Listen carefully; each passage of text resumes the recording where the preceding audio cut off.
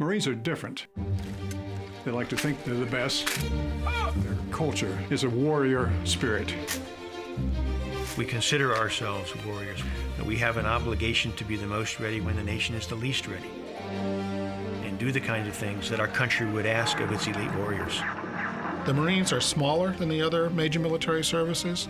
They're more oriented on combat. Throughout history, at times, killing is necessary. The Marines run to the sound of the guns. Marines understand that what they do is a brutal business, but they never lose their humanity. They're the most ancient of all the armed services. I say ancient, not primitive. They're arguably the most functional of all the armed services. They're a cult that works. They're a gang that's lawful. To me, it's the baddest fraternity on the planet that you can belong to. Semper Fidelis, always faithful. Hurry up! Marines, more than any service unit, emphasize that notion of camaraderie. A kind of specialness and a special camaraderie to each other. There's a myth out there that the Marines are Neanderthals. I actually find the Marines very intellectual. Roger that. Okay, Watts, I want... Marines, I firmly believe, are idealists to their core, who really, truly believe that they can, in some way, help make the world a better place. They live in such a tough world that they have to cloak their idealism in a shell just to survive. The professional warrior has a very strong emphasis on a code of ethics. Integrity, morality is a big factor. Our core values, honor, courage, and commitment, that's the foundation of that ethos. Repeat after me. When we took that oath, we promised everybody in our country that for 4 years or for a lifetime, we'd give them the best we had, and we do every day. Marines don't argue about should we or should we not have intervened. The mission is everything. And a Marine, no matter how many times you knock him down, he's going to get to his feet. And that probably makes us as feared as any organization in the world. We are the nation's first line of defense. But if you do something wrong to the country, we're the last people you want to see coming at your door. That reputation has been well earned over the last 230 years.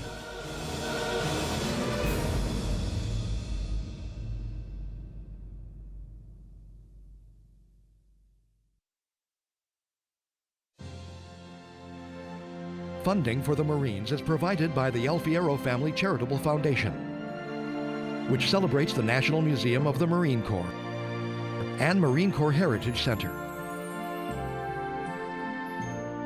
and by contributions to your PBS station from viewers like you. Thank you.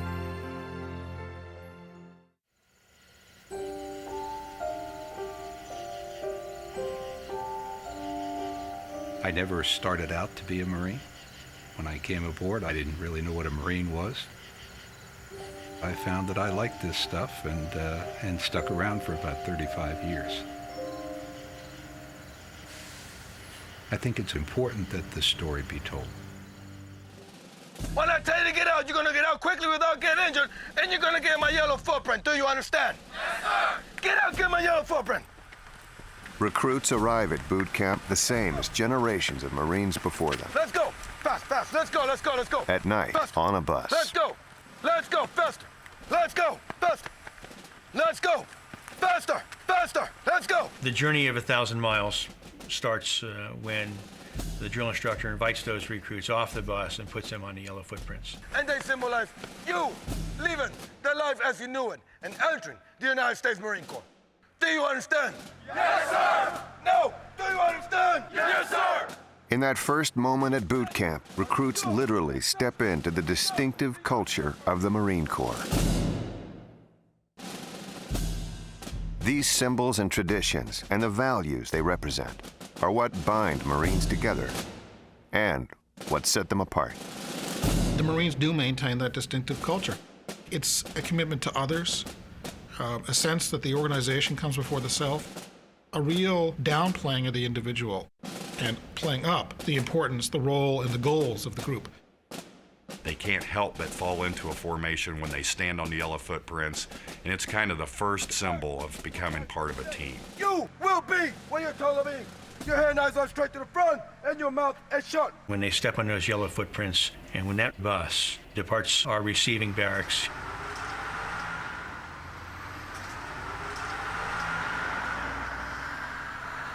it's an eerie experience. They know they're at boot camp and they're about to begin the toughest basic training in the Department of Defense. You need to remember what you didn't punch on. Far from elite warriors, recruits question their decision to join the Marine Corps. Many wonder if they'll survive the first night of boot camp, let alone the next 12 weeks of training. All those little details that people take for granted are stripped away, and it really makes a great impact on them. Move back and get your toes at the bottom of my steps. Say aye, sir. Aye, sir. The main thing is they realize that the world as they knew it has changed. When someone asks you a question, you respond with yes, sir, or no, sir. Do you understand? Yes, sir. And I remember interviewing recruits about their thoughts about that night, and it typically was, oh my God, what have I done? Stop at the edge where the Marine tells you to stop. The Marine boot camp experience, Let's go, faster. It's a real shock, and it really is off the deep end into the pool.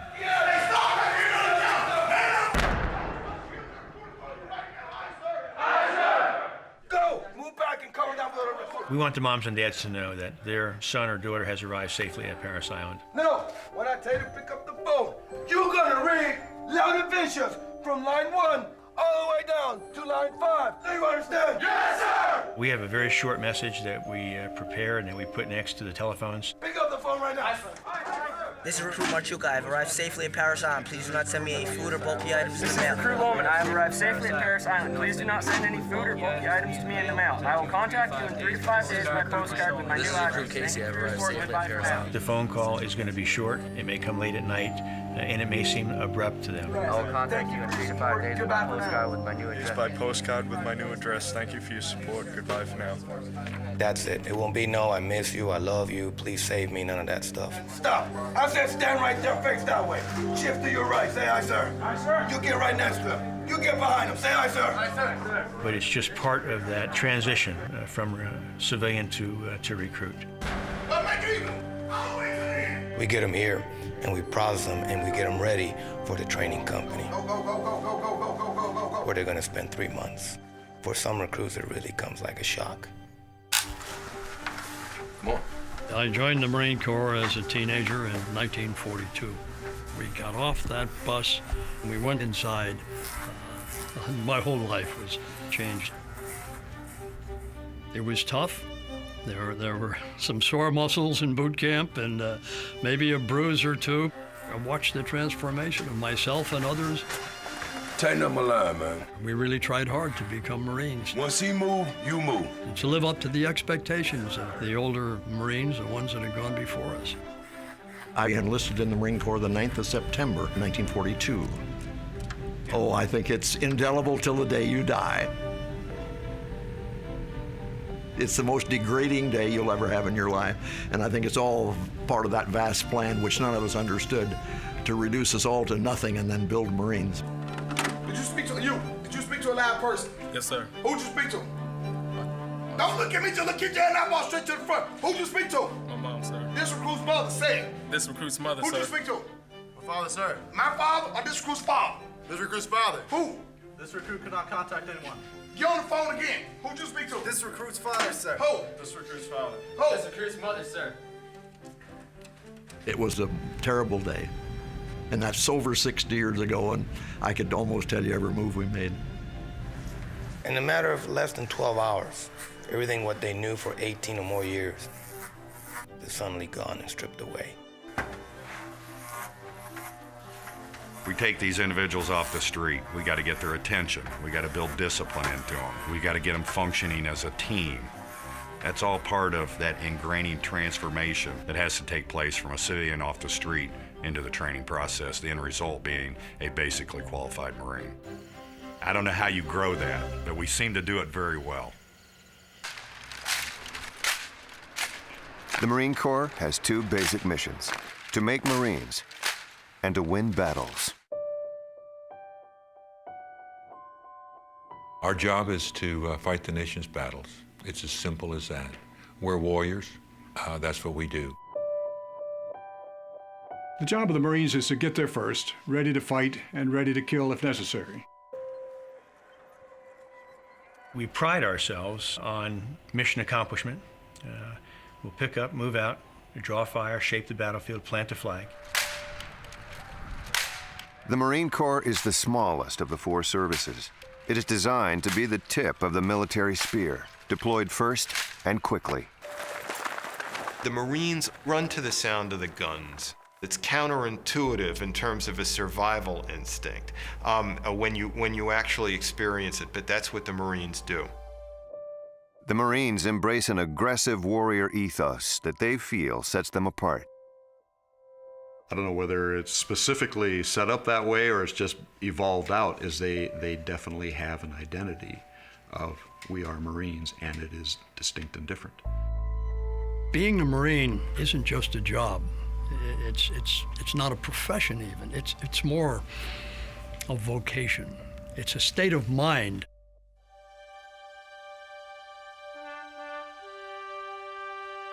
The Marine Corps trains more than 30,000 new recruits each year at 2 basic training facilities in California and South Carolina. Parris Island, because of its history and its association with the Marine Corps, is very often shrouded in a lot of mystery and mystique and lore and legend. It's one of the most remote parts of the East Coast. It's just a long swamp.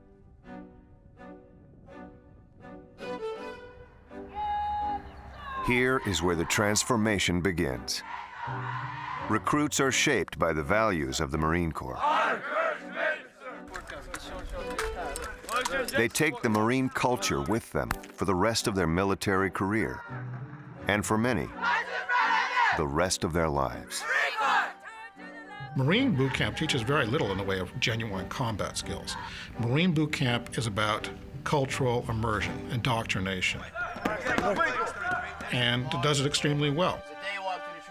You come in, you're part of a team. Yes, sir. This is your family now. You learn how to take care of each other. You have to trust the guy on your left and the guy on your right. You build upon the recognition that you fight as a team. If you come together as a team and you look after one another, you will be successful. I think that's the essence of what the Marines are about, is creating that bond and saying that that's the most important thing about being a Marine, is taking care of each other. The Marine Corps is the youngest service among America's military organizations. 60% of Marines are younger than 25. 16% are teenagers. There are a number of reasons why a young person joins the Corps these days. They see an organization that's elite in their minds. They're looking for a challenge. 1001, 1002. And they affiliate the Marine Corps with an organization that embraces the challenge. I think the most important factor is a sense to serve his or her country. I believe these youngsters have inside them an intense sense of patriotism. The idea that service above and beyond self is a worthy endeavor. You will be changed forever. Look at the Marine recruiting commercials. A man being knighted in a church or a castle. A guy on horseback slaying a dragon. A mountain climber, reaching over the precipice. I mean, they definitely play up that image. In all the world, we have a central message. There are a select few. We want kids to realize that there's something special about the Marine Corps. Incredible transformation. We focus on kind of the image of the Marine Corps being the elite warrior, the smart, tough elite warrior that is the epitome of military virtue. And then we show them that there's a process. Under the most grueling conditions, they are shaped, hardened. And for the kids and parents or anybody that sees the commercial, they see a process over time. An individual goes through a series of challenges and then eventually is transformed into this Marine. The few, the proud, the Marines. And it's an iconic view or a metaphor of boot camp, but the kids get it. Right now we're at Leatherneck Square. This is where recruits come to get their Marine Corps martial arts training, and they get to run various obstacles. The objective is to bring a level of confidence out in the recruits that they themselves didn't know that they had. They hesitate and second guess themselves, but once they're put to it and they have no choice but to do it, they surprise themselves. With the Slide for Life, the water alone is intimidating for the recruits because nobody wants to get wet and go for a swim. But also the heights play a big role too. As long as they rely on their training and the technique that was instructed to them, they'll have no problem doing it. Hey, stop, 3. Aye, sir. Roll over, 3. Aye, sir. We simply do not let them quit. When they want to quit or they think that they cannot go any longer, we let them know and we show them that they can push past those boundaries and come out on top with the mission accomplished. Kick your left leg down. No. Kick your left leg down to get momentum to get on top of the rope. Marine Corps boot camp is longer and more demanding than basic training of other services. The Marines have resisted a trend towards softening basic training as a way of attracting recruits, sticking instead to an approach it feels has worked for decades. The Marine Corps has made efforts to control excesses and brutal training methods that are a legendary aspect of boot camp. In the mid-1970s, hundreds of drill instructors were punished for abusing recruits. Changes were made, including monitoring DI's training methods. Aye, sir. Aye, sir. But most changes were subtle enough not to diminish the fundamental toughness of Marine Corps boot camp. There is a debate among Marines, with some holding on to the idea that the harsher practices of the past made better Marines. The challenge for the Marine Corps is finding the balance between abusive methods and the need to train an elite fighting force disciplined to fight and die on command.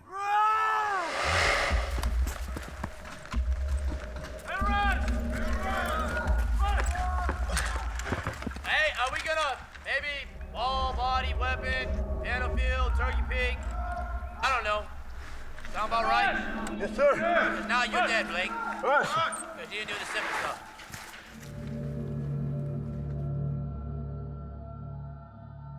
The drill instructors are the central figures here at Parris Island and the principal influence on the lives of the recruits.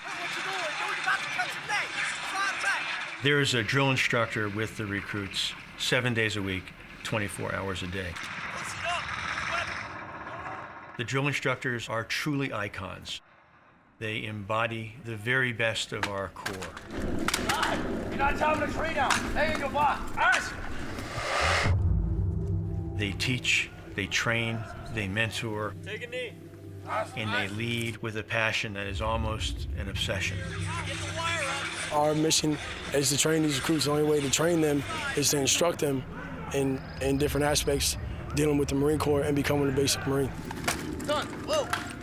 You're gonna hurt yourself. Grab here, hit it, come across. So without thorough instruction and remediation, there would be no Marine. It would just be somebody stressed out all the time, not knowing what's going on. Boot camp is full of details about becoming a Marine, but mostly it brings into focus for recruits the warrior ethos of the Marine Corps. We start off with every Marine's a rifleman.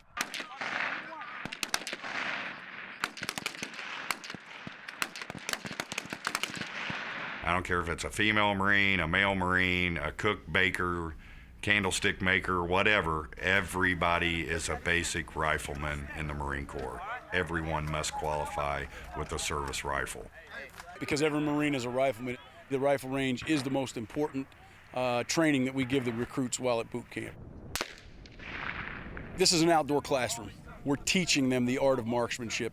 Our philosophy out here is no stress with the recruits. Hand goes, you can get it.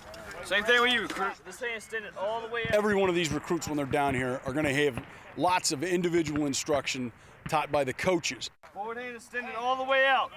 We find that it produces a better result if we have that one-on-one time. Head left dog target.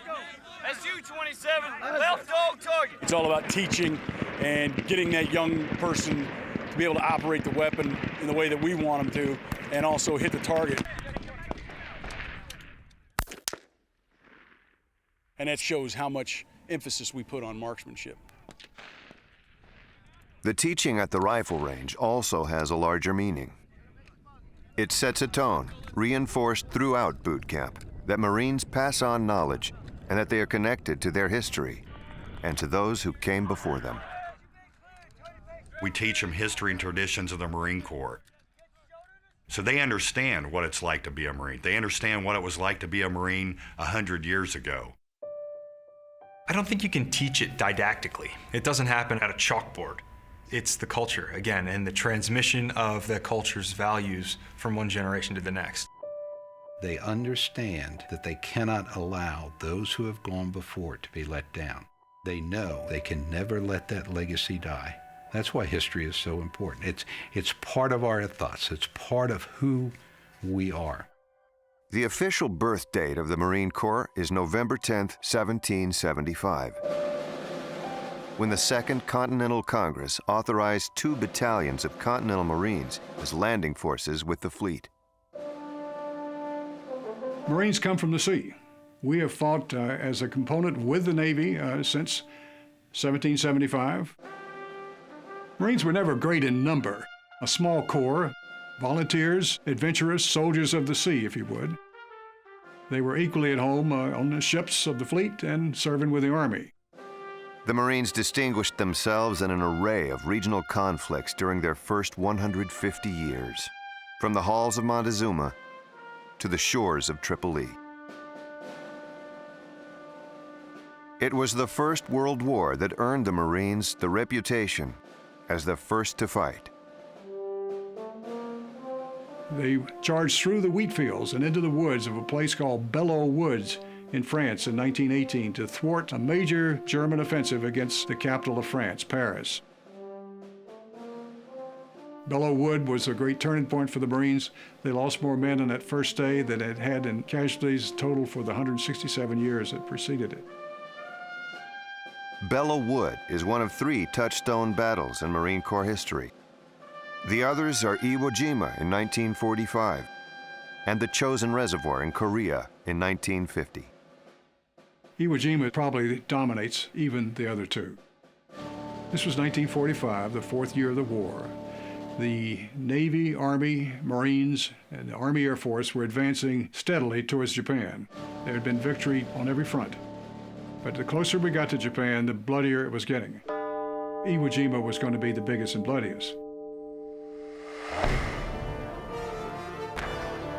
This was a 36-day battle.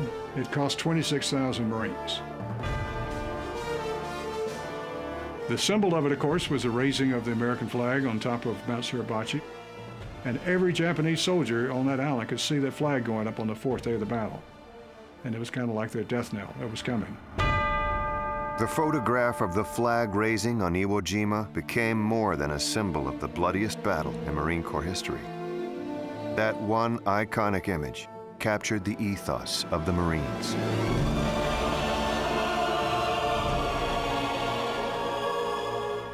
You see 6 troops. 5 of them are U.S. Marines, and one of them's a Navy corpsman. Working together, struggling together, lifting this flag in a very stiff wind on a very dangerous and exposed battlefield.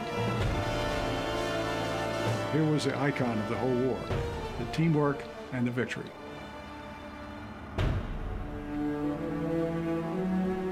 If you walk around the Marine Memorial, the great carved statue at Arlington Cemetery, you'll see carved into the granite the names of so many battles that go back to the 1770s and the Revolutionary War. There's some blank spaces. There's room for other battles to come.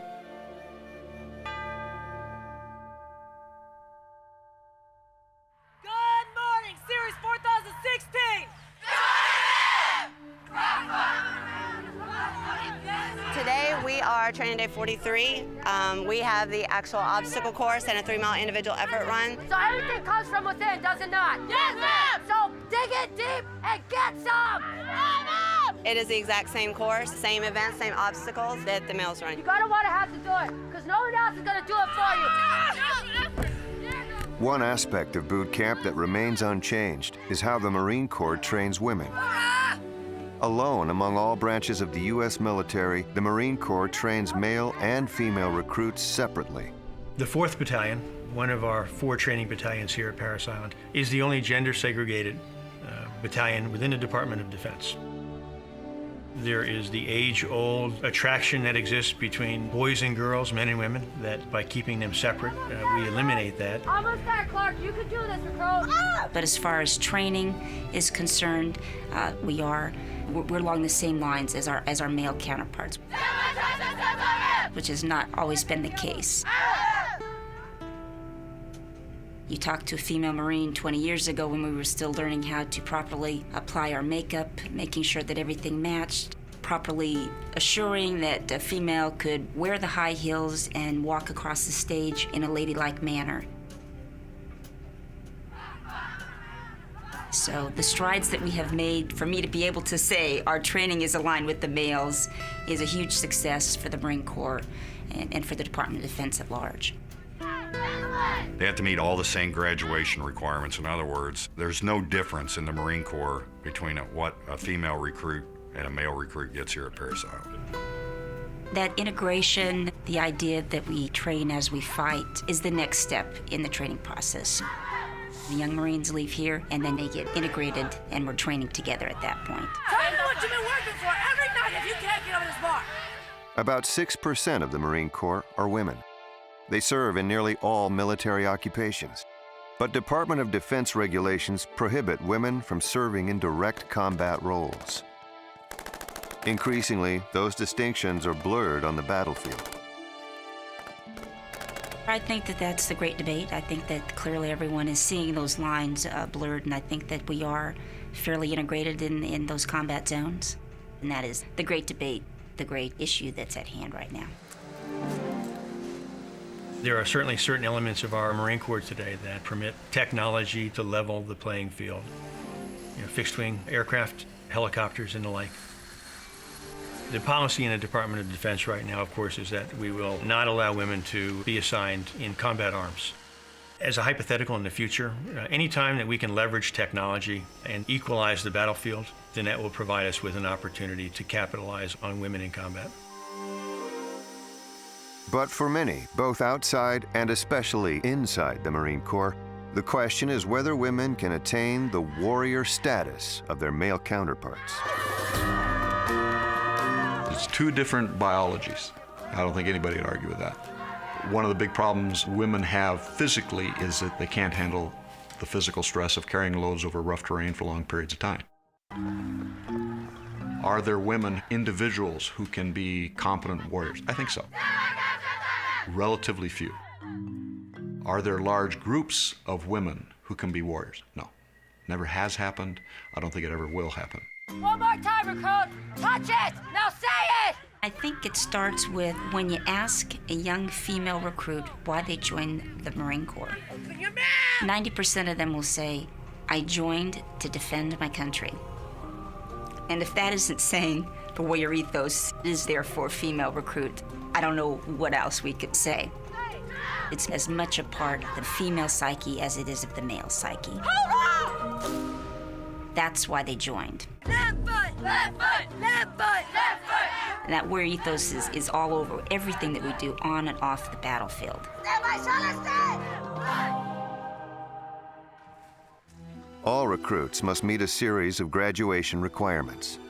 Each recruit, male and female, must also pass a final test before earning the title of Marine.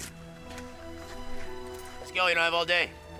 The Crucible is often defined as a culminating event at Parris Island. It occurs during the 10th week of training. It is a 54-hour training exercise that is comprised of 6 major events during the daytime and 2 events at night. The emphasis during the Crucible is teamwork. Let's go! They're going to be tested mentally, they're going to be tested physically. And then they're going to be tested in the sense of their commitment to one another in order to be able to succeed. Run! Hurry up, pick your knees up and run! No individual Marine can complete the Crucible by him or herself. The only way you can complete the Crucible is as a team.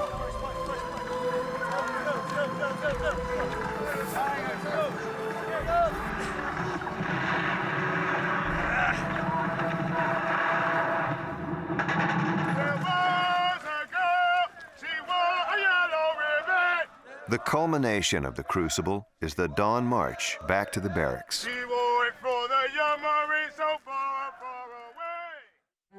Most are exhausted, some struggling and in need of help from fellow recruits to make it. But with the end of boot camp, both literally and figuratively in sight, these recruits overcome the pain. They are not yet Marines. That title is awarded at a series of ceremonies in the days to come. But on this day, they know they've passed the test. You just spent 54 hours working together as a team. You've done well. Make your family proud on that day of graduation. These recruits come from all walks of America, and they're entrusted to us by their parents, their loved ones, their guardians, to take care of them, to make sure they're being taken care of. They're very valuable to us. First of all, because there's not many like them out in the civilian world that even have the courage to stand up and raise their right hand and take the oath. Let's go! So once they come to us, we know we have to train them, we know we have to train them hard, and we have to train them right. And we're going to turn them into Marines by any means necessary.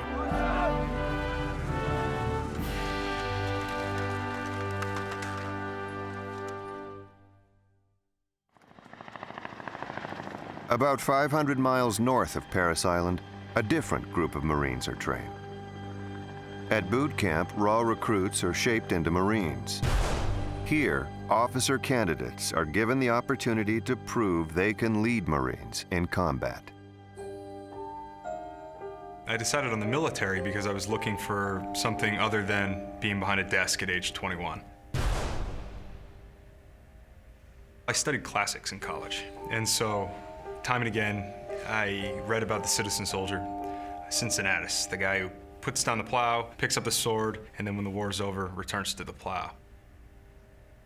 I had this ideal in my head, and the Marine Corps, from what I could tell from the outside, had a warrior culture that the other services just didn't have. You freaking move! Get moving now! Hurry up! The start of officer candidate school is known as Pickup Day. I got it, go! June 6th, 1998. I could describe the weather, what the sky looked like, every detail. Roll platoon, go! Hurry up! Let's go! Over there, you! At that moment, that very particular moment, they know the training's begun and that life as they know it is pretty much over. It was the most disorienting thing I think I've ever done in my life. It's not like the boot camp experience at Parris Island, with the yellow footprints on the ground, standing there in the dark. But in its own way, it's every bit as disorienting. Pick it up now! Let's go! Why is there so much trash still on his deck? Pick it up now! I mean, all of a sudden, what you did in high school and college and family and work history, none of that matters. Quick, quick! You know, they shave your head and everybody's the same. I was thinking, what am I doing here? Why am I doing this? I should be lifeguarding this summer. Open your mouth. I got a sergeant! Louder! Yes, Gunner Sergeant! Don't look at me! Yes, Gunner Sergeant! Nothing compares to seeing a Marine drill instructor in your face telling you what they are demanding of you. That ain't no daggone story. It's us, Staff Sergeant! They didn't move! I'm Staff Sergeant! It's someone who they are absolutely intimidated by and they don't know what to do about it, so they really don't know how to react to this. Hurry up! Say something! Hurry up! Why do you have so much stuff? Look at him! Look at you! There's a freaking problem here, do you understand me? I got it, Sergeant! Hurry up! You're too good to help somebody.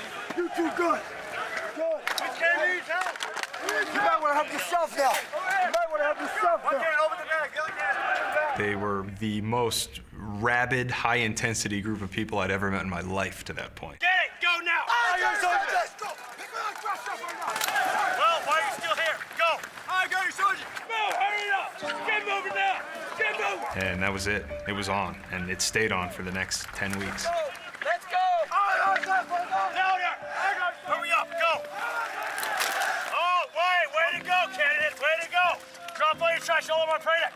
Hurry up and step to the back! Go, say something! I got you, Sergeant! You are the last one, candidate! You're the last one! The platoon is gonna wait on you because you want to charge for trash. Hurry up! I got it. Trash still behind you. They really, I guess, start to realize this is for real. Keep taking our time. Let's go. Tape. I got it. Let's go. And that to become one of us You're going to have to go through probably the hardest thing you've ever done in your life. That's your trash! See, the platoon's leaving already! It's leaving already! Run! We're starting to put them into a period of friction and chaos. How they deal with failure, how they deal with the stress. 5, 4, 3, 2, 1, go.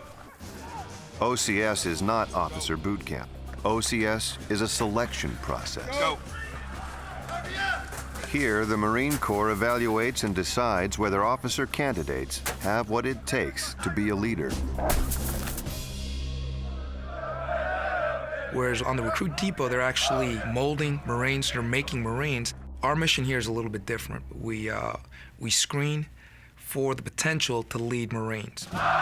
Eventually, a lot of these guys and women, they're gonna be leading us. That ups the ante a little bit more.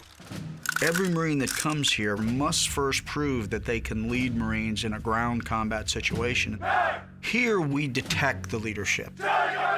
We see that they have the bias for action, the creative thinking, the aggressive personality that'll allow them to take charge, and they want to take charge. About a third of the officer candidates don't make it through OCS. Some for physical reasons. Some push-ups, you got a fireman's carry. Others receive unsatisfactory evaluations. Good to go? Yes, and a third group that again sets OCS apart from boot camp, those who are dropped on request. At any time after the 4th week of training, if a candidate determines that this is not a lifestyle he can deal with, that this is too much of a commitment to them, that they don't want the responsibility of what they're learning here, then they can just quit, just give up. OCS has an open door policy. At any given time, you can quit and walk out. And that ensures that at the end, you have people, only people who really, truly want to be there. If they drop on request, they are finished. They do not get a second chance. There's no do-over in the Marine Corps. Quitting becomes endemic. You quit once, you'll quit again. And we can't tolerate that with our Marines. If they're not ready for that complete dedication, then they have no place among us. You have to focus on the task at hand. And the consequences for screwing up are really, really high.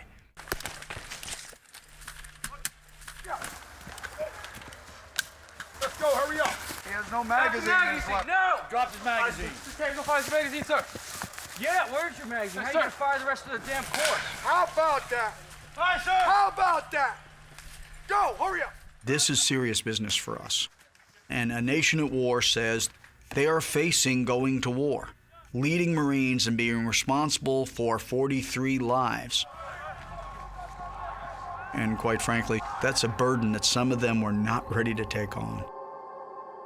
Put this ammo on your leg. Okay. Is it secure? Yeah. Okay. Let me know if it starts shaking. Yeah, shake it, shake it, shake it. All right. Oh, no. Oh.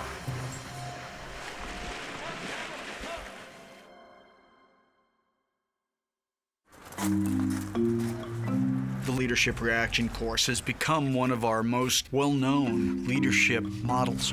Candidate Armendez. All right, so start. Way to copy. It's a series of stalls that are set up with seemingly impossible obstacles. This morning, the enemy attempted to destroy the bridge with explosives. A portion of the bridge structure stands in the river. You can see your squad leader and the stretcher. They'll be giving a tactical mission to move something that makes sense. Your fire team must deliver the container of supplies to the resistance group. Moving ammo across a blown bridge, and the only thing that'll be present will be the stakes of the bridge. You found 3 planks that appear strong enough to support your weight. All red areas are rigged with explosives.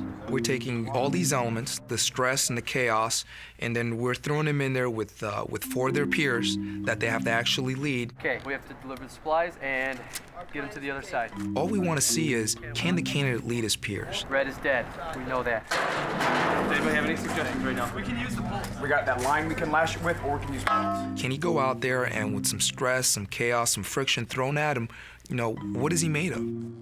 Is there something in there that will make him lead? And ultimately, that's what we're looking for, is that leadership potential inside him. Whether he completes the course or not is not really the evaluation. I'm gonna tie this and I'm gonna throw you the rope and you'll be able to pull it right up. It's the conduct, Okay, he's got it. the way that he motivates his team, the way he gets the team moving. That's now lined up to use as a fulcrum to slide this to the other side, these pipes. Pipes? If we could get the pipes magically over, yeah. For instance, if he drops something and he no longer has it,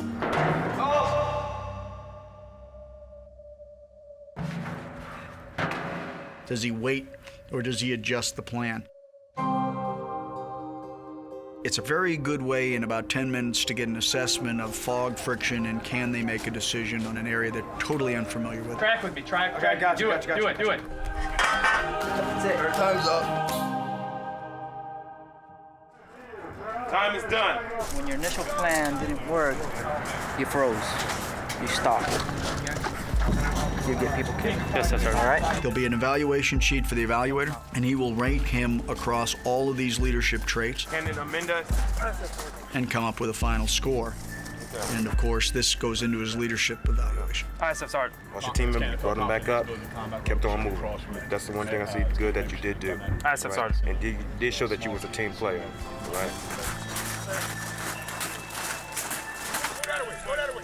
Grab your gear and go. Let's go, hurry up. Down there! I got yours! The first part of training at OCS is done mostly in athletic shoes and physical training gear, sweats or shorts. But as we evolve into the 5th or 6th week, the physical training also evolves into more combat-related skills. We put them on more and more trails, so they're carrying more of their gear to include their rifle and light marching packs. Getting close, getting close. Let's go! Hurry up! I swear God invented Quantico to train Marine officers with the humidity, the heat, and the hills.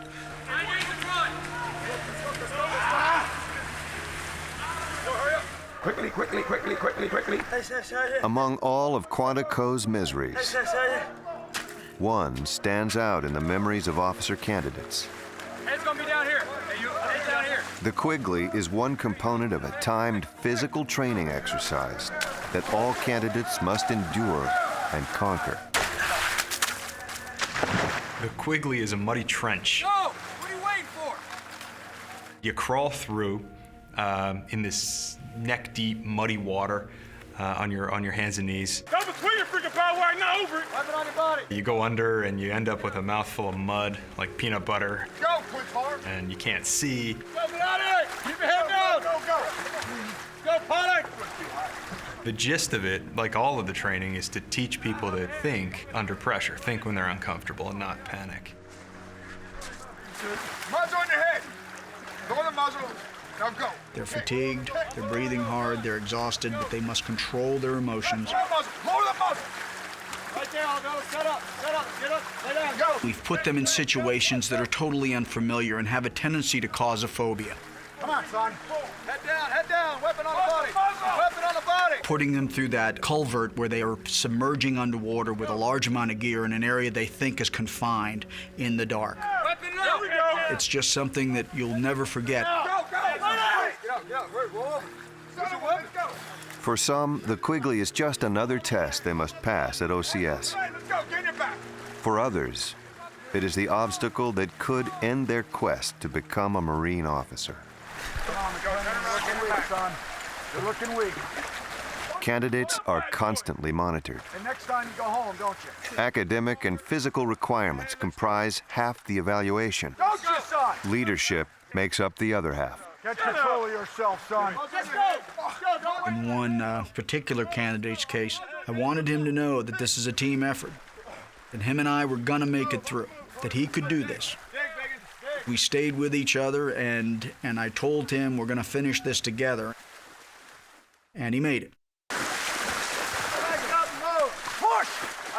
For some of them, that's what they needed. I will also tell you, if he had quit, if he had given up, started to walk, he was done. Let's go, Pharaoh. Don't want me past you, son. I doubted whether I'd even make it.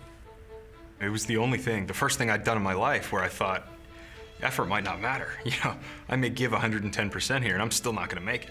Why are you wasting my time, son? I'd never done anything like that before. This was an environment where hard work wasn't enough. So I had doubts every day about whether I'd be there when the sun came up the next morning. Getting through OCS is only the first step in becoming a Marine officer. Candidates next attend TBS, the basic school, for 6 months, where they learn the nuance and detail of being an officer. Then they attend a specialty school, such as artillery, communications, aviation, or infantry. OCS is really just the absolute baseline of the continuum of education that a Marine officer is responsible for in his career. 3 things we tell them: know yourself, know your job, and know your people. And that all constitutes that warrior ethos. It begins here. They learn it here at OCS.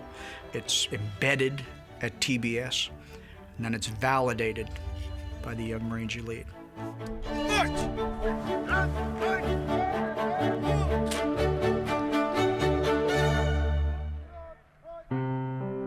My job is to screen and evaluate potential candidates for being officers in the Marine Corps.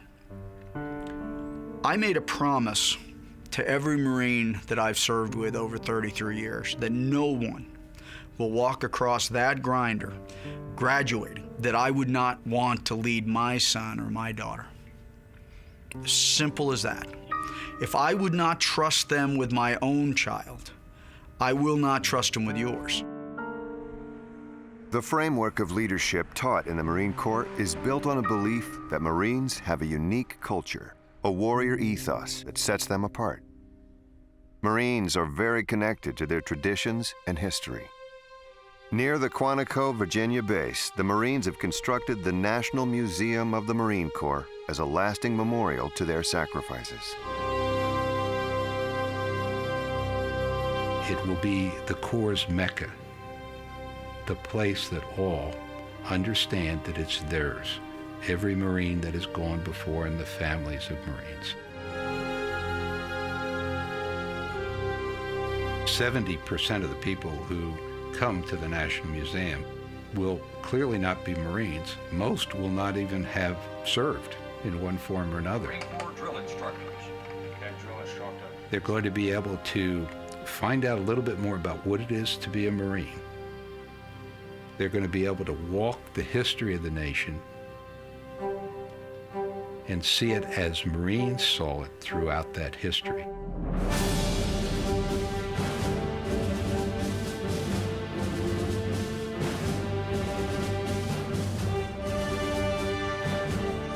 There's no group quite so enthusiastic about their own history than Marines. They're proud of where they've come from, proud of their culture. So you will walk alongside, run alongside, crawl alongside Marines in a lot of different places to make you feel like you're there with a Marine. It's a museum that's all interactive, totally immersing the visitor in the experience of the major campaigns and the history.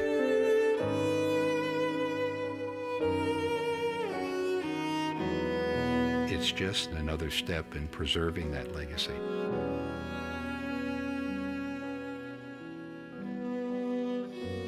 I think it's part of indoctrinating people into the culture. It's about respect, really. We remember the Marines at the battles of World War I, and we remember the Pacific Island hopping campaign. We remember the urban fights and jungle fights of Vietnam. We remember the Gulf War, and you merge into that stream of history.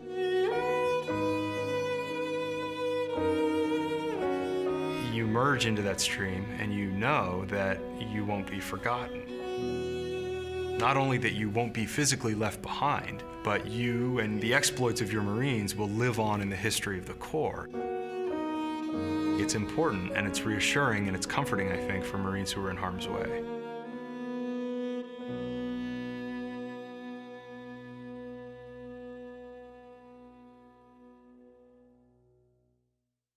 Turn around.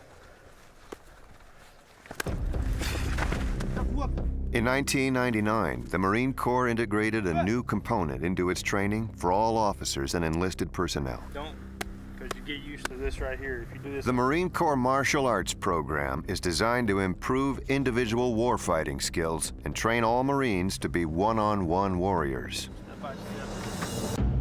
The idea for McMap can be traced to the end of the Vietnam War and a concern the Marines had gotten away from individual combat skills and training. Get back, sir. Get back. Drop it. Drop it. We teach the entire spectrum of violence. Anything could be a weapon of opportunity. On a battlefield, it could be a helmet. If you're going to go to the battle with this skill, it's usually going to be to kill someone. Grab my other hand here and choke him out by just pulling up real hard. The physical disciplines within the martial arts are different than what most people perceive of civilian martial arts. A lot of the perception is what they see in modern media, movies and TV. Most of that is myth and special effects. McMap combines the most effective martial arts techniques from around the world into a single program. Some of the training techniques were developed at the International Hoplology Society, a group that studies why and how different cultures engage in combat. We're setting up a program of training that teaches them to use the weapons they have at hand in a very simple set of patterns. The primary emphasis is behavior, combative behavior, okay? Can you function in a lethal environment? The stress is part and parcel of that. That's why these are live blades. Risk has to be involved in the training. It has to be as close to reality on the battlefield as possible. If you've dealt with it in a training situation, you are better prepared to deal with it on the battlefield situation. All about training behavior. What we're looking for is, can you stay cool, calm, professional, do your job, which in this case is closing with dominating or killing the enemy, while you're under tremendous pressure. Training in technique is not nearly as important as training in behavior. The ability to move in on somebody who's trying to thrust a sharp, pointy object into your body is a behavioral thing far more than it is a technical thing. He begins to retreat. He surrenders and he retreats. In dealing with people in combat, you're primarily talking about nervous systems. You can change the technology all you want. The human nervous system's still the same. It's still going to react the same way to the high stress levels of lethal combat.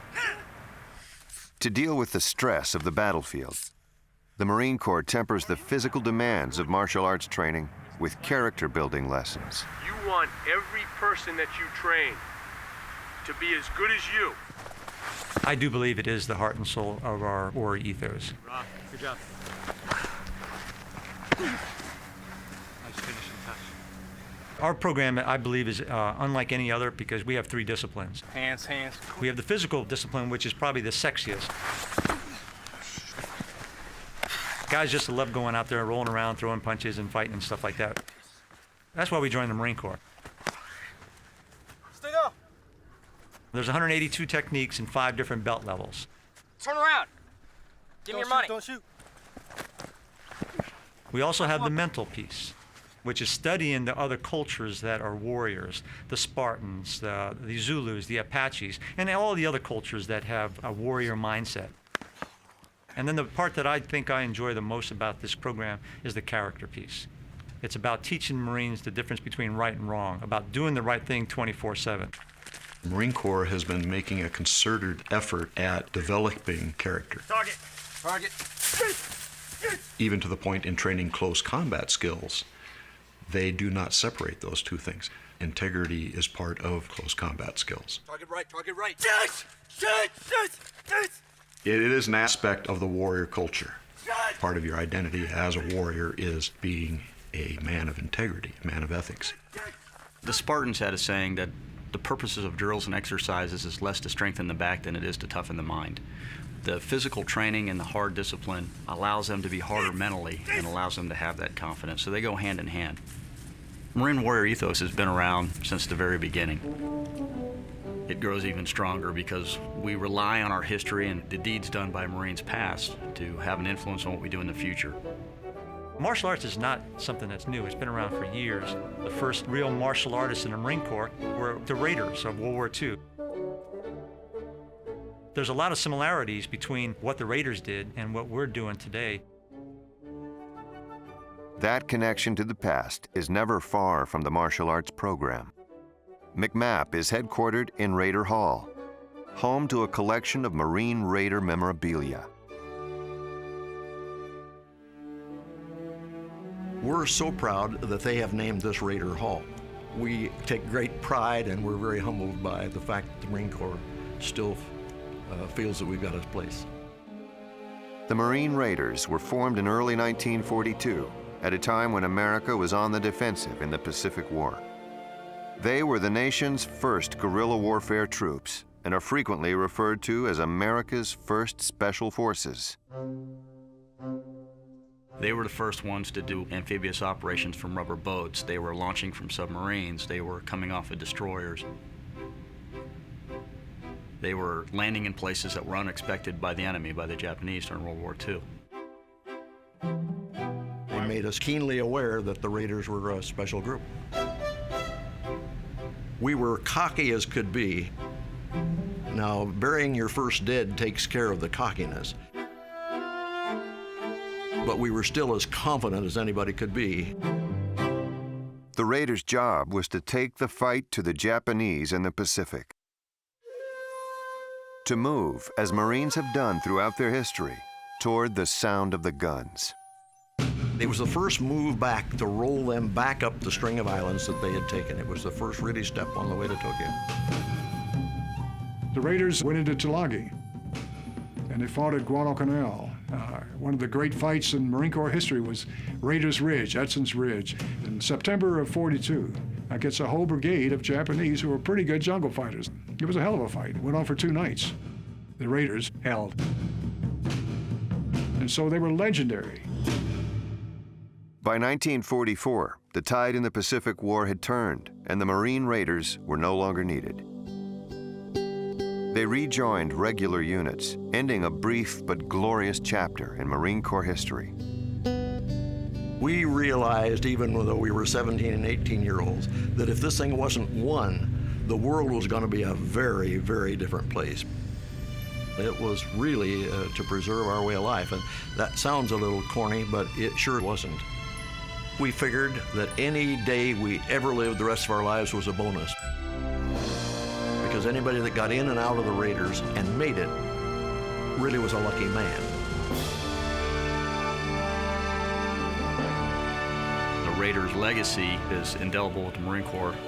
It goes back to the warrior ethos and the Marine Corps culture. We always take care of our own.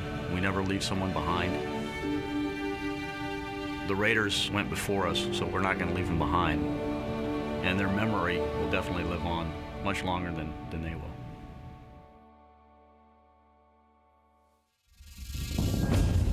Hey, get off the damn net. Comanche 1, it's a 6. Yeah. LT!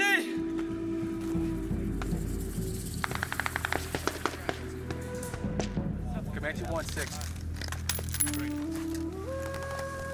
Hey, Comanche 1! Pick up your damn radio! Catch up, let's go!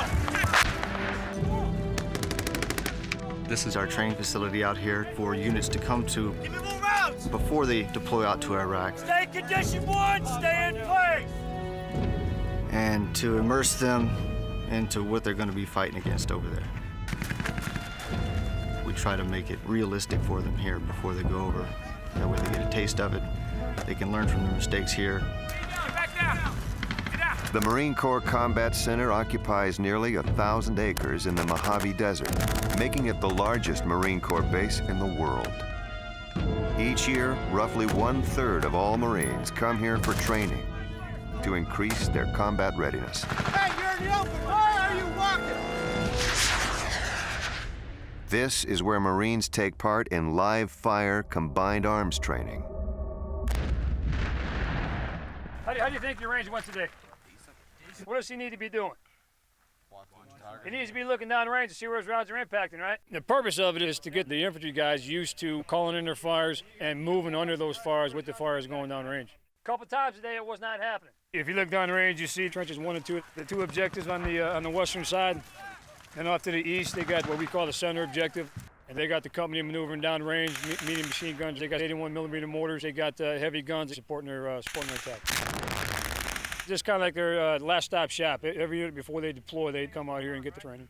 Even if you do not have ammo left, deceive the enemy, make him think that you've got ammo left. This is money right here for the Marine Corps. Pop open the lid. It's actually putting into play a lot of the things that are going on in Iraq right now, and this is real good training that's going to help all the Marines, and it's going to bring more of them back. All right, that's all I got for you, gentlemen. Thank you very much. Go.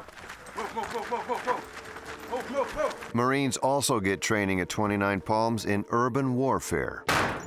This is Range 200, also known as Wadi al-Sahara. The Marine Corps has reproduced an Iraqi village in the California desert. We try to put as much realism as we can into it. You'll see burned out vehicles, concertina wire, rubble all over the place. A unit training at 29 Palms will likely deploy to combat within months or even weeks. A unit training here is typically a mix of Marines on their first combat assignment and combat veterans. I mean, you can tell them all the stories, but just being there is going to be a totally different experience and something you'd have to experience for yourself to know what it's like. Come in. Right. All right. That gives you 2 things. We got a lot of new Marines that just came to us, so I want to make sure they get the best possible training before we do head back. Don't give them a chance, gents. Come on.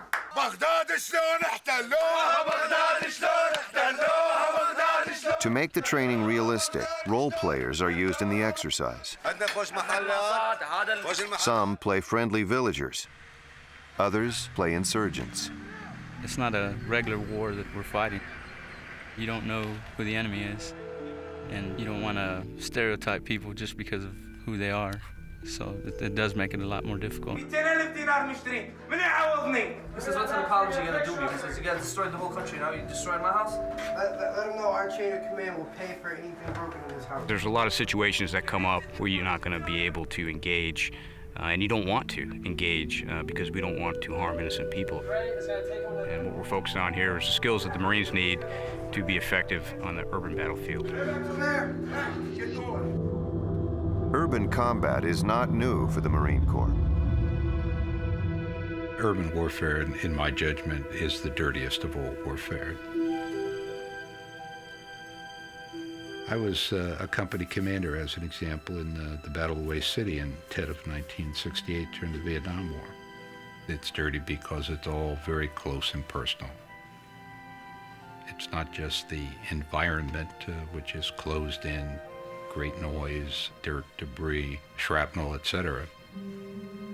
But it's also a very close personal contact with the enemy. And then the carnage that's there.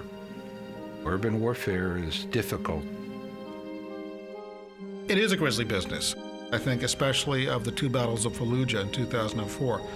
First Fallujah was a tough fight. Second Fallujah in November 2004 was probably the toughest combat that U.S. forces have seen since the Vietnam War, almost certainly the toughest combat since things like Way City in the Vietnam War.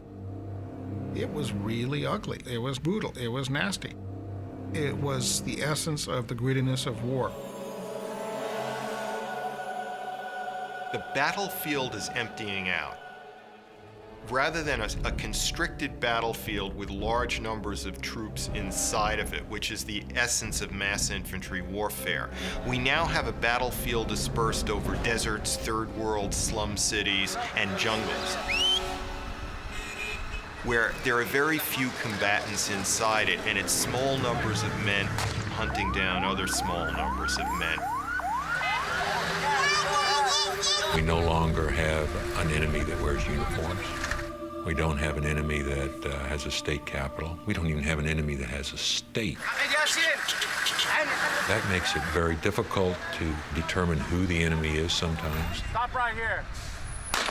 Right now, young Marines have to deal with insurgents who are essentially doing warfare without any rules at all, And that young Marine has to deal with an insurgent on the street, and at the same time he's going to have to deal with somebody's grandmother on the other side of the street. Do you want someone to look at this? Yes, yes. It's much more demanding, I would say, on the battlefield today. It takes a much more intelligent, sophisticated individual to be successful on the battlefield today. We must go! The Marine Corps pushes battlefield authority down to the lowest levels. More than other services, the Marine Corps places a premium on decentralized decision-making. Nearly half of all Marines are in the 3 lowest ranks. I think we've always done that in the Marine Corps. We call it the strategic corporal. You have to push down the leadership to the lowest level. We stress leadership. We teach them leadership. We show them leadership. We show them what it's like to be a leader. And then really you give them some guidance and you turn them loose. And it works for us. Marines today, even down at the lance corporal level, are making decisions that affect the nation when they're out there guarding a street corner in Baghdad or delivering supplies to humanitarian relief in the Philippines. Their actions will have a huge impact on the way America is perceived around the world. The Marine Corps has a generally positive image and reputation, both in this country and around the world. Marines are fond of one of their own generals' description, that there is no better friend, no worse enemy than a United States Marine. But on occasion, the image has been tarnished, often because of the Marines' aggressive tradition and tactics. Marines bring their own warrior ethos of uncompromising toughness to the battlefield, often producing brutal confrontations and severe results. You're asking people for a level of perfection inside a maelstrom of confusion that has to be experienced to be believed. The Marines do a great job, but they need to be better at it even. 99% is not good enough. Marine Corps is saying, you know, you have an ideal. There is a code and a level of potential that all Marines should be striving for. By far, most of them don't get to the ideal, but they get closer to their potential, I think, than most people give them credit for. Order is about monopolizing the use of force. You can't have freedom, democracy, etc. until somebody monopolizes the use of force and stems a region from anarchy. And for that, you're going to need people like United States Marines who do have a very strong moral sensibility as they use force. It very much comes down to the training. And the more you train and the more you view it as a professional army that's not about just killing the enemy out of vengeance, the better you are at having an organized troop that's responsible, accountable, and that carries out the mission with just conduct. So you have to have discipline. You have to have a young Marine that understands right and wrong, that understands that killing isn't natural. The fact that we have a code of conduct, a Western ethic that says, quite frankly, don't kill nothing that don't need killing. Marines understand that what they do is a brutal business, but they never lose their humanity. There's a lot of extraordinary circumstances being thrown at them, and they're adapting. World War II was the greatest generation, but they were ordinary men in extraordinary times that rose up to meet the challenge. And that's what the young Marines are facing today. They're being put in extraordinary times, and the best of them is coming out and rising to the top.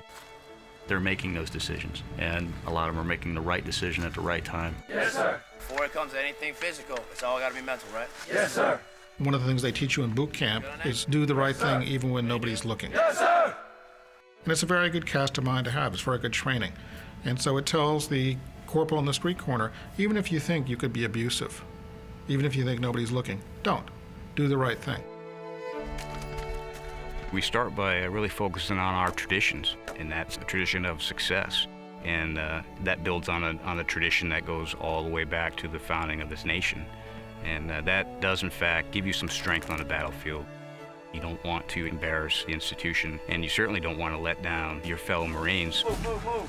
Hey, keep in mind, Marines. It's a close-knit relationship that you have on a battlefield, and your life may very well depend on the guy that's standing to your left and right. And it's very important that you have that bond with them. And that allows us to be very, very successful in some very, very difficult situations.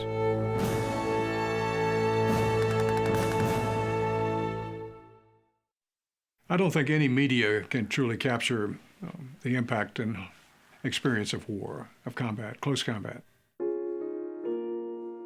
where you can see the enemy and you can see where your bullets are striking the enemy, and you can see your men falling either side of you. I don't think you can sense or convey the smells, the sickly sweet smell of decomposing flesh of somebody who's buried under a pile of rubble or a bomb crater. I don't think you can deal or convey the misery of people caught in this mess. War is nasty. Seeing young men and women blown away is nasty. If we never had to go to war, boy, wouldn't it be wonderful? And wouldn't we have, served our purpose as, as warriors in waiting, but didn't have to go? But the fact is, it's not the way the world is. Anyone who's been on the battlefield does not want to go to war. It's not glamorous at all. It's very dangerous. It's very difficult. It's very dirty. It's not a good place to be. There was absolutely no glamour of any sort in combat. None. No, I can't see anything glamorous or anything that would make anyone want to engage in combat. It's sheer hell on earth. We never train our people that they're going to enjoy combat or that it's glamorous. So much of the Marine Corps training doesn't necessarily play well in the public eye because people don't really like to know what the Marine Corps is training to do, what the Marine Corps' job is. We do teach them to quickly locate, close with, and destroy the enemy. The Marine generals are the only generals who actually talk about killing. They will say, this organization is about killing. That's what we do. Here's the dilemma. A liberal society still needs to be defended, and it needs to be defended violently at times. And the people who are going to do this have to like what they do, or else they're not going to be very good at it. It's not really going to matter if it goes up to higher. They may morally, abstractly not like to kill, but the actual training and doing is not something that they can be afraid of. The fact of the matter is, throughout history, at times, killing is necessary. It's not a matter of good or bad. There are situations in which this hard thing has to be done. I think one of the problems a military organization has is it tends to follow the social whims of society around it. Killing is bad. It's unnatural to kill. You shouldn't kill. And then you're saying, okay, go be a Marine, go kill somebody, and then come back. It's bad to kill. And frequently, when people see the unvarnished truth, they don't like it. I ran into this all the time when I got out of the Marines and people would ask about my experience. They didn't really want to know what we did. In some ways, Marines on the battlefield have more in common with their enemy than they do with their family and friends at home. There's a sense that letting down your armor a little bit is an admission of weakness. So the culture is also a culture of enormous toughness. We can do things better. And we have a kind of, if not invincibility, a kind of durability and resilience. That killing carries a cost to the person who carries it out. That combat changes people.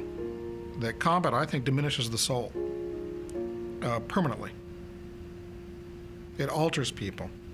The sacrifices the Marines make are not just physical, they're mental and spiritual as well, and they're carried for the rest of one's life. I think anyone who served in the armed forces, overseas in combat, comes back with something that he would rather not talk about. I'll never forget a World War II Tarawa veteran who told me that he was proud he served his country, but he wasn't proud of what he had to do to serve his country. It's my personal belief that Marines, more than anyone else in society, absolutely hate warfare. We hate combat. No one likes it. And thank God some of us survived it. In the 2 1/3 century history of the Marine Corps, more than 40,000 Marines have been killed in combat, and over 200,000 have been wounded. I was in Fallujah, Iraq. I was in an LAV, which is a light armored vehicle, and ID went off and I was injured. It was during the battle for Way. Could never forget it. I turned and I looked, and this NVA soldier came out from behind it and fired a RPG. I was injured just south of Fallujah in the Al Anbar province. I was struck by a rocket-propelled grenade. I was only in one operation. That's the only time I ever left my base. And I got hurt by an IED in Karabola on the last day of the last house of the mission. It's just kind of random. Everything just happens by chance. It's just, you know, some people are lucky, some people aren't. It actually struck the weapon that I was firing, so it took both my hands off and severely damaged my left leg. I had second and third degree burns on my face. I had third degree burns on my hands, required skin grafts, and lost a finger. I had broken my leg. I had ripped all my arteries and tendons in my right leg. I suffer from nerve damage now. My hands sweat constantly from the burns. For some Marines, the transition back to duty or into civilian life is helped by a stay at the Wounded Warrior Barracks at Camp Lejeune, North Carolina. The barracks was the idea of a wounded colonel who saw the need for a place for wounded Marines to heal, physically and mentally. Just the camaraderie that we have here, the fact that we're all Marines, but we're all wounded Marines as well, and you know, we all know to some extent what the other person is going through. We have 36 Marines that live in the barracks. Right away, they're with wounded Marines. You know, a guy comes in, I was burnt. I can say, hey, I was burnt too. You know, in a couple of years, this is what your skin grafts will look like. Or guy has an eye injury, this guy has one too. It's just the camaraderie that we all, because we're all there, we all know what we're going through. It's great.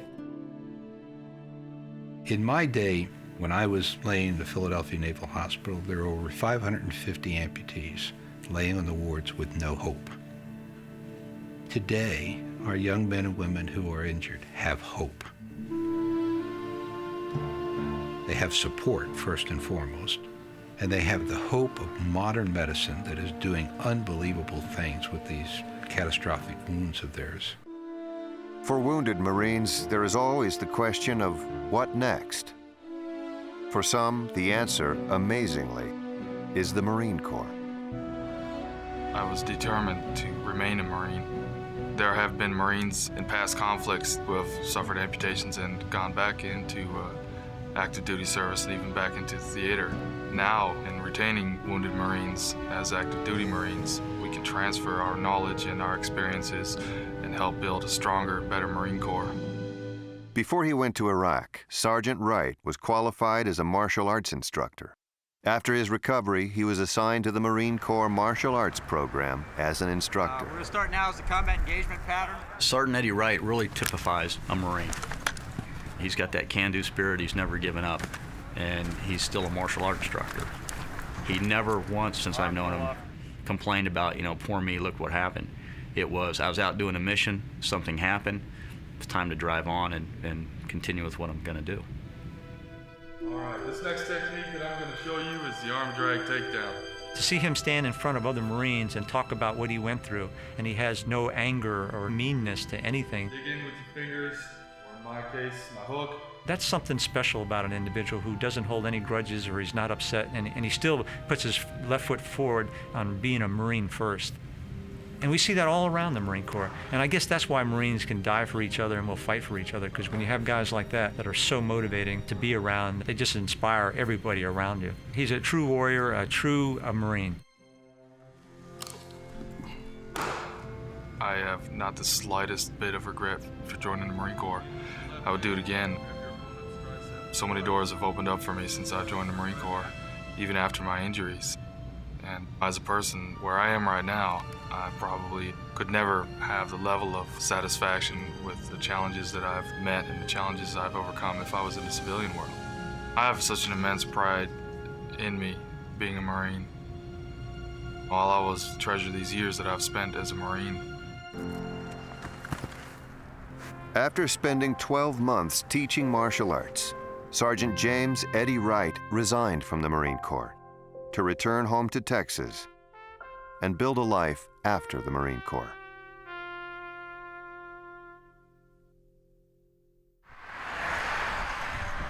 Today's Marine Corps emblem ceremony officially recognizes the transformation of your recruit into a United States Marine. They've been here almost the entire 12 weeks to accomplish graduating recruit training. We have the family members all come in. We have the recruits out in formation. It's very symbolic. They stand before you today fully prepared to receive the coveted emblem of the Marine Corps, the Eagle, Globe, and Anchor. The Eagle, Globe, and Anchor is the cherished emblem of our Corps. It is presented to each recruit the day before graduation by his or her drill instructor. It is the moment in time where they transition from being a recruit to being a United States Marine.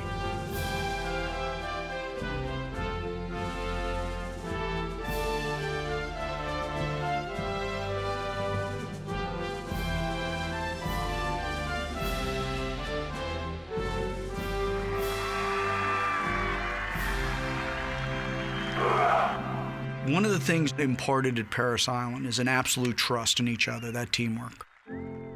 That you've got to rely on each other. And to know that no matter what happens, even if you pay the ultimate sacrifice and you die, that you'll be never left behind.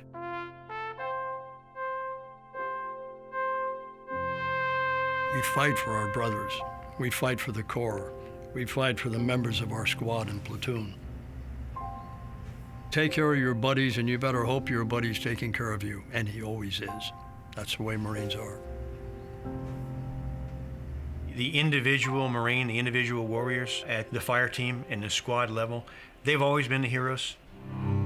They've always been the ones to locate and close with the enemies of our country. That's no different today than when it was 230 years ago. The Marine Corps draws from the American citizenry, and there's a tendency these days to put the military up on a shelf and say, it's not us, it's them, it's those people over there. I would like people to realize that when they're looking at footage of a squad of Marines walking down a street in Fallujah, or a body bag coming off a helicopter, that could be their son, their neighbor, it could be the kid down the street. Let's go! Faster! Faster! Let's go! We're just the kids next door that have joined the military, that have a calling. We feel that service to the nation is the highest calling a person can have. Yes, sir! We do not promise any individual who comes into the Marine Corps anything except maybe if you're good enough, you can become a Marine. You can join this long line of warriors and heroes that the Marine Corps has had. The spirit of Semper Fidelis is something that lives in a man's heart. It never goes away. The brotherhood, the camaraderie, all of that is real. And in our homogenized 21st century life, I mean, it's easy to forget. What continues to inspire me is Marines believe in something larger than themselves. Yes, sir, Sergeant! Get up and go! Sacrifice, but a willful sacrifice. That's something that not everyone understands. It's a hard time, some hardship, but you do with your heart. And you have to be unselfish to go on harm's way and leave loved ones behind. It's hard to sum it all up. The major thing is a sense of pride, a sense of belonging. The Marine Corps is a band of brothers. There's nobody else out in the world that knows what it feels like to be a Marine other than Marines themselves. It's a sense of belonging.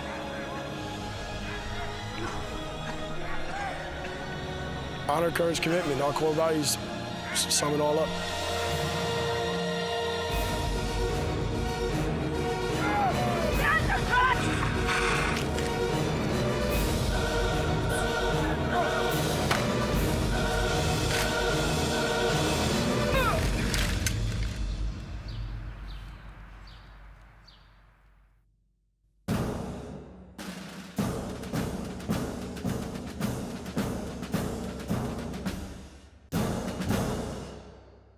Stay tuned for more about the Marines. But first, To order the Marines on DVD with additional features, call PBS Home Video at 1-800-PLAY-PBS.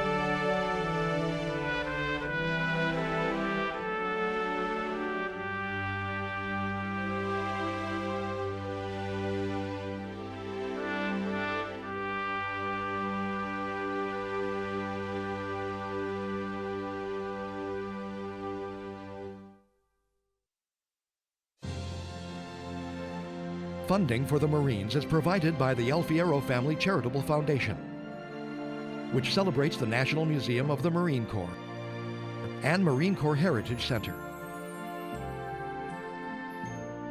and by contributions to your PBS station from viewers like you.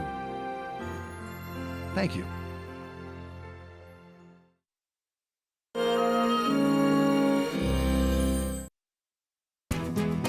We are PBS.